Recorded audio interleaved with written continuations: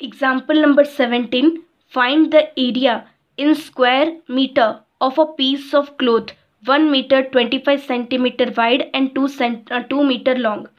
यहाँ पे आपको एरिया फाइंड आउट करने को बोला है एक पीस ऑफ क्लोथ का जिसका विड्थ गिवन है आपको 1 मीटर 25 सेंटीमीटर और जिसका लेंथ आपको गिवन है 2 मीटर.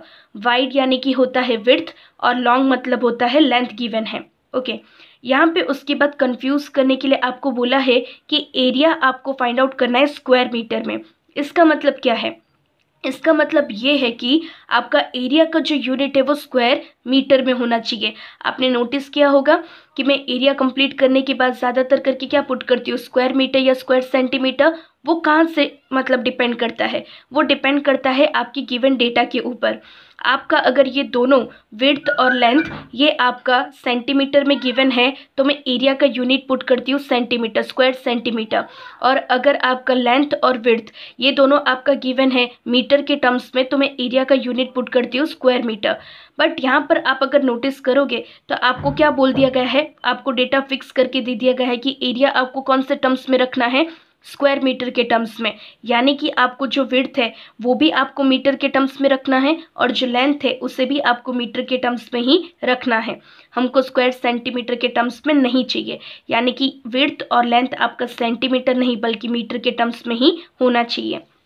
सो क्वेश्चन में जो डेटा गिवन है उससे हम लिख लेते हैं. और 1 मीटर 25 सेंटीमीटर वाइड. वाइड का मतलब मैंने आपको पहले ही बताया था. विड्थ हमको गिवन है 1 मीटर 25 सेंटीमीटर और लेंथ हमको 2 मीटर लॉन्ग यानी कि लेंथ हमको 2 मीटर करके गिवन है. एरिया हमको किस में पुट करना है, स्क्वायर मीटर. स्क्वायर मीटर यानी कि जो लेंथ और विड्थ है वो दोनों ही हमारा कौन से टर्म्स में होना चाहिए, मीटर के टर्म्स में. लेंथ तो ऑलरेडी हमारा मीटर के टर्म्स में है लेकिन जो विड्थ है ये हमारा मीटर के टर्म्स में नहीं है. सो इससे हम पहला क्या करेंगे, मीटर के टर्म्स में कन्वर्ट करेंगे. 1 मीटर तो ऑलरेडी मीटर के टर्म्स में है, 25 सेंटीमीटर हमारा मीटर के टर्म्स में नहीं है तो इसको हम मीटर के टर्म्स में कन्वर्ट करते हैं.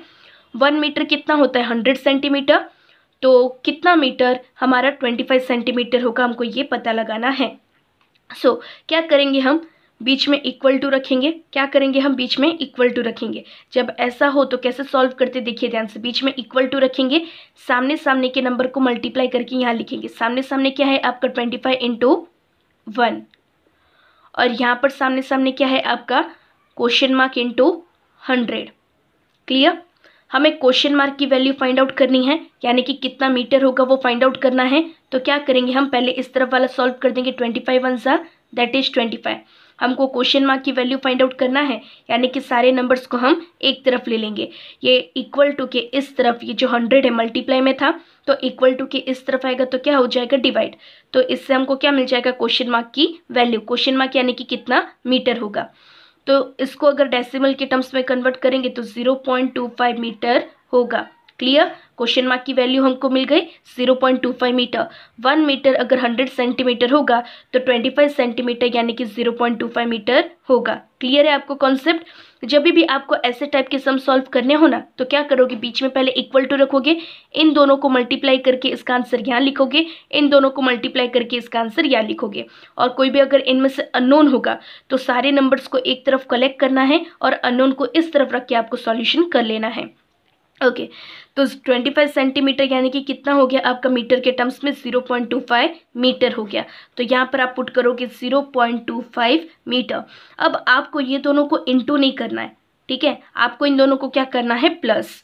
तो आप इन दोनों को प्लस करोगे तो कितना आंसर आ जाएगा, 1.25 मीटर. यानी कि विड्थ आपको कितना मिल गया, 1.25 मीटर और लेंथ आपके पास ऑलरेडी 2 मीटर करके गिवन है. आपको क्या फाइंड आउट करना है, एरिया. एरिया ये क्या है आपका पीस ऑफ क्लोथ है और लेंथ और विड्थ गिवन है यानी कि ये क्या हो जाएगा आपका, कौन सा शेप हो जाएगा, rectangle. So area of rectangle का फॉर्मूला अप्लाई करेंगे. Area of rectangle is equal to length into width. Length कितना गिवन है आपको 2 मीटर इंटू विड्थ आपको कितना गिवन है 1.25 मीटर.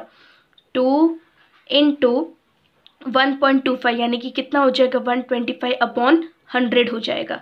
ओके अब नाउ मल्टीप्लाई करेंगे. न्यूमरेटर को न्यूमरेटर के साथ मल्टीप्लाई करेंगे. इसके डिनोमिनेटर में कुछ नहीं है तो 1 मान लेते हैं और डिनोमिनेटर को डिनोमिनेटर के साथ मल्टीप्लाई करेंगे.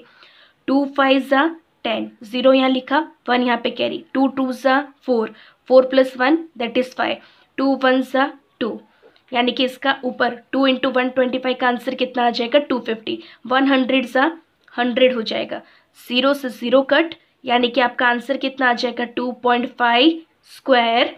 आप देख सकते हो दोनों का यूनिट किस में है, मीटर में है। सो यहाँ पर हम क्या पुट करेंगे, स्क्वायर मीटर। और हमको क्वेश्चन में भी बोला गया था कि आपका एरिया का आंसर किसके टर्म्स में आना चाहिए, स्क्वायर मीटर के टर्म्स में आपका आंसर आना चाहिए। तो आप देख सकते हो आपका आंसर कितना आया 2.5 स्क्वायर मीटर, 2.5 स्क्वायर मीटर। ये 2.50 यहाँ पर लिखा है, आप कंफ्यूज मत होइए। 0.5 के बाद आप जितने नंबर ऑफ जीरोस चाहे तो इसके पीछे पुट कर सकते हो। सो 2.5 हो या 2.50 हो या 2.500 हो, वो सब की वैल्यू सेम होती है। क्लियर है आपको कॉन्सेप्ट? ओके।